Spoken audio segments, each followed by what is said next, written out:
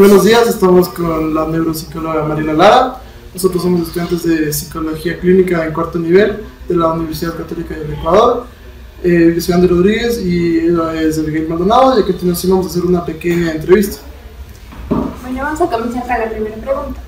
¿Cuál es la importancia de la neuropsicología en el campo de las neurociencias? Este prefijo de neuro, ustedes van a darse cuenta que es como lo que está en auge en la actualidad, y eso se ha dado precisamente por el avance de la tecnología, de la genética, y que tenemos al alcance en la actualidad de pruebas sofisticadas de neuroimagen. Esto le da, en teoría, más evidencia científica a lo que queremos demostrar en psicología.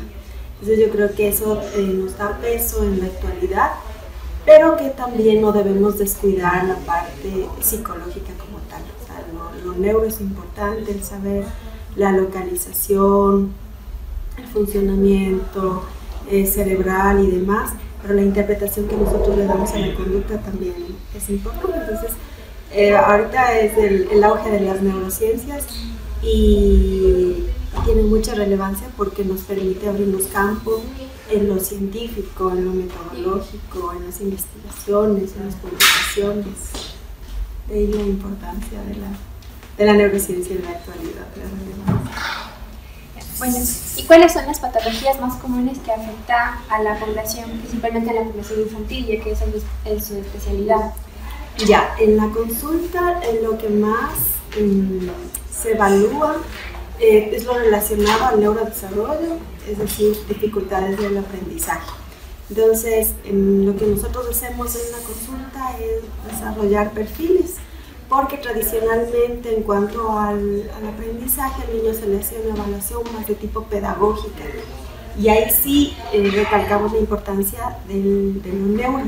Bueno, nosotros hacemos una evaluación clínica neuropsicológica, primero que abaratamos costos versus una prueba de neuroimagen, y que también es más sensible para ver el funcionamiento cerebral. Nosotros hacemos un perfil por funciones, medimos o tratamos de medir o tener una valoración cuantitativa de la atención, de la memoria y demás.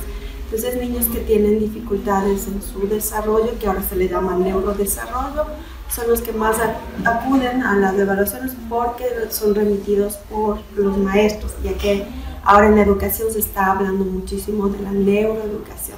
Entonces se nos está abriendo más campo, se nos está escuchando a los neuropsicólogos y tomando muy en cuenta los aportes que nosotros podamos dar para la educación. Asimismo, después de los problemas de aprendizaje vienen las dificultades ya en los síndromes, ¿no? El síndrome de Down, o para hacer diagnósticos de trastorno del espectro autista y demás. Ese es el campo que más se ve en la consulta, por lo que más acuden los niños. Y para ser un profesional de la neuropsicología, ¿cuál es el perfil de este? Bueno, para ser un profesional de la neuropsicología es importante tener las bases de psicología, ¿no? En pregrado estudiar psicología clínica, y luego yo creo que es tener, uno estudia un objeto desde su personalidad también. Si es que ustedes tienen más una tendencia social, seguramente se inclinarán por la psicoterapia, por el psicoanálisis y demás, que también es muy válido. Y si es que su personalidad va hacia demostrar o estudiar un objeto más de manera cuantitativa, visible, no lo que es la psicología positiva, pues se inclinarán hacia las neurociencias, la neuropsicología. ¿Y qué áreas de estudio son parte de su formación profesional? A ver, ¿qué áreas de estudio? Yo estudio el comportamiento de los niños y de los adolescentes, y lo que ahorita más me llama la atención, y es en lo que quisiera, y estoy viendo que es una necesidad, es en lo preventivo. Porque tradicionalmente venían niños con una queja. Ustedes en la historia clínica van a observar que tenemos la queja y la demanda, y la queja hasta los signos y los síntomas. Pero pasa en la actualidad que ya no tenemos esa queja, que más vienen por iniciativa en un sentido preventivo, y eso es muy importante. Entonces es el desafío en la actualidad, y es hacia donde yo quisiera ahora enrumbarme, es a la prevención. con la ayuda de los perfiles que ya están determinados, cuál es un perfil neuropsicológico promedio, típico de una población, podemos ya ir encontrando factores de riesgo o a su vez promover una salud mental de manera preventiva. Entonces, ese creo que es ahora el reto hacia donde quisiera yo encaminar mis estudios. Y cuando tienen un paciente, ¿cuánto dura la evaluación neuropsicológica? Dura bastante. La gente no está muy acostumbrada a que una evaluación dure mucho, por un lado. En principio me pasaba eso, pero ahora ya cuando se les explica porque claro, el niño no viene solo, el niño viene acompañado de sus cuidadores o en general de sus padres, se les explica en el encuadre cuánto va a tardar la evaluación y sobre todo para qué vamos a hacer la evaluación, por qué hemos escogido tal o cual instrumento que tiene que ser altamente sensible para lo que queremos observar, y eso demanda tiempo. Las pruebas neuropsicológicas sí son extensas, depende de también la edad del niño, depende de la experiencia que uno tenga como evaluador y depende también de los niveles de fatiga y de concentración que tenga el niño en este caso. Entonces, en promedio de eso yo suelo tardar como hasta 3 sesiones en promedio. Puede ser menos, en un adolescente por ejemplo, o en un niño que realmente no responde y detenemos. Ustedes saben que en muchos test se detiene cuando ya hay fracasos en algún ítem. Entonces, depende. En promedio 3 sesiones. ¿Y cuáles son las principales líneas de educación de las intervenciones neuropsicológicas? Bueno, hay cosas como en todo, ¿no? En la medicina y también en la psicología que están como en boga, el TDAH que se habla ahora muchísimo, niños que son sobrediagnosticados y niños que son subdiagnosticados. Sobrediagnosticados por el profesor, por un cuestionario con un checklist que hace algún profesional de la salud y que es muy somero, muy breve. Lo que más se está viendo en la consulta es descartar o confirmar los trastornos por déficit de atención con hiperactividad, o también se está hablando mucho de la dislexia, los problemas de aprendizaje. Eso es por lo que más viene y lo que más está ahondando, y también es bueno el aporte que tiene una evaluación neuropsicológica, porque suele suceder que el profesor, por ejemplo, remite directamente al neuropediatra para comprobar o descartar un TDAH, y ese es trabajo del neuropsicólogo. Tenemos que medir los niveles de atención por el canal visual, por el canal auditivo, tenemos que medir cómo están sus otras funciones, la función ejecutiva especialmente, que es un trabajo realmente para concluir que hay un déficit de atención y que tiene que ser en más de un ambiente, como nos dicen los manuales internacionales.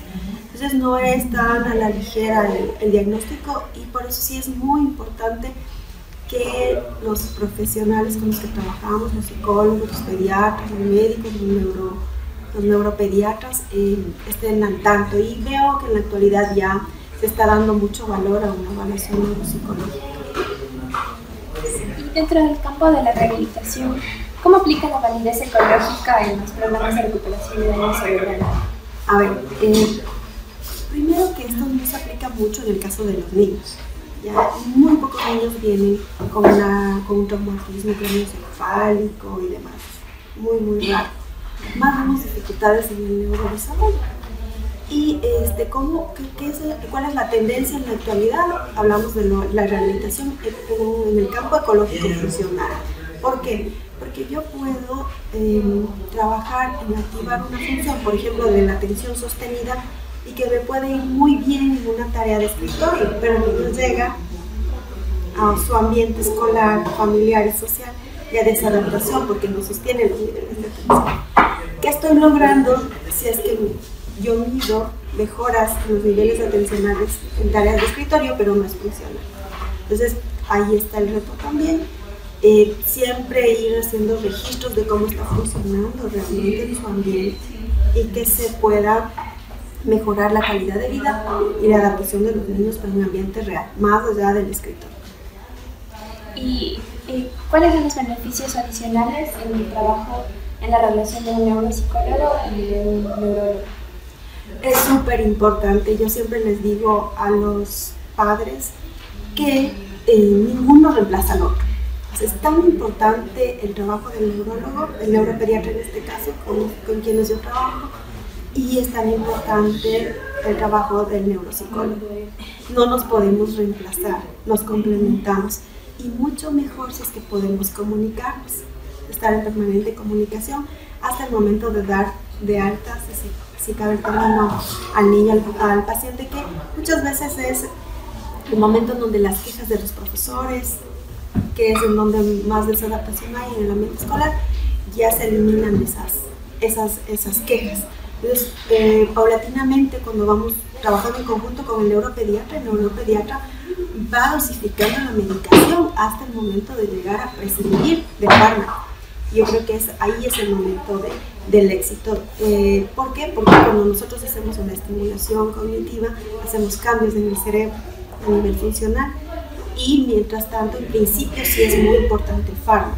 Entonces, repito, no nos podemos reemplazar, pero sí nos complementamos y hacemos un equipo en donde el objetivo es mejorar la calidad de vida de ese niño dentro de una familia. Entonces, no solamente trabajamos con el niño, sino con muchas personas que están alrededor, la familia, los docentes, a veces los entrenadores deportivos, o los cuidadores, hay empleadas domésticas, hay la abuelita y diferentes tipos de familia. Entonces, trabajar en neuropsicología, en psicología de niños es complejo, en neuropsicología es más complejo porque ya viene el ambiente educativo también. Y dentro de su experiencia laboral, ¿cuál es el caso que más le ha marcado profesionalmente? Ya, el caso que más me ha marcado profesionalmente es un caso de mis prácticas preprofesionales, que hasta ahora no he encontrado un caso así. Yo hice mis prácticas preprofesionales en el Hospital de la Policía Nacional en Quito, y ahí sí hubo un niño que iba con su papá policía en una moto y tuvo un accidente de tránsito. Entonces tuvo un traumatismo craneoencefálico, llevaba una placa en su cráneo, y yo pude ver cómo la plasticidad cerebral actúa, cómo él habiendo nacido diestro, luego se convirtió en zurdo, ¿no? Y cómo es posible dejar menos secuelas o menos sesgos en un cerebro infantil versus un cerebro de un adulto. Sí, un caso que a mí me impactó, y que luego yo estaba estudiando psicología infantil en ese tiempo, y que luego también afianzó mi vocación o mi gusto por la neuropsicología, y luego ya se dieron los estudios de neuropsicología. ¿Y cuál ha sido su experiencia como neuropsicóloga dentro del campo de la docencia? Bueno, yo aquí en la Universidad Técnica de Ambato soy docente de psicología infantil y psicología del adolescente. Y obviamente uno tiene un estilo y un enfoque hacia el cual transmite a sus estudiantes, y mi enfoque siempre tiene más peso en lo neuro. Entonces yo siempre estoy hablando del neurodesarrollo, un poco trato de que los chicos ya se vayan familiarizando con los tests, con la psicometría, y esa es la línea que creo que se va a mantener, porque es la mirada por la cual yo veo a los niños o a los adolescentes. También en las planificaciones, en las unidades, vemos el desarrollo infantil y del adolescente desde otras miradas, desde el psicoanálisis, desde Erik Erikson, ¿no? Y otros autores que también nos revisamos, pero yo estoy consciente que más peso le voy a dar siempre a lo biológico. Y por último, ¿cuál es el consejo que les daría a los futuros profesionales que están orientados a la neuropsicología? Para los profesionales en cualquier profesión, cualquier carrera, es la pasión. Es apasionarse por lo que uno le gusta, por lo que se siente identificado, porque solo ahí uno llega a trascender. No importa si es feriado, no importa si es de noche, no importa si es de día. Yo estoy apasionado de mi trabajo, de lo que quiero hacer, de lo que quiero conocer, y el producto va a ser útil y va a ser de beneficio para la sociedad, porque para eso nos estamos formando, para resolver los problemas de la sociedad. Entonces a ustedes les está esperando también la sociedad como un mundo de retos, y mientras ustedes no tengan esa pasión y ese gusto, eso no está en ninguna enciclopedia. Esa es la voluntad de querer hacer las cosas, y cuando uno ama lo que hace, por ende van a salir las cosas bien. Muchas gracias. Gracias a esta entrevista hemos aprendido la importancia de la neuropsicología dentro de las neurociencias, ya que ésta trabaja con las funciones cognitivas que nos permiten realizar actividades día a día. Además, cuando se tiene un daño cerebral adquirido, la fundamentación científica que acompaña a la neuropsicología es la plasticidad cerebral, es decir, la capacidad de ésta para formar nuevas conexiones neuronales y captar nueva información. Dentro de la rehabilitación, bajo el principio de validez ecológica, se trata al paciente de acuerdo a sus necesidades. Podemos concluir diciendo que la neuropsicología es una de las neurociencias que más crecimiento ha tenido en los últimos años. Los diversos campos donde se puede practicar esta neurociencia están creciendo de una manera exponencial. Pero todo esto se logró gracias a la investigación y a la difusión de información que ha permitido buscar mecanismos de rehabilitación sin la necesidad de realizar alguna operación al paciente.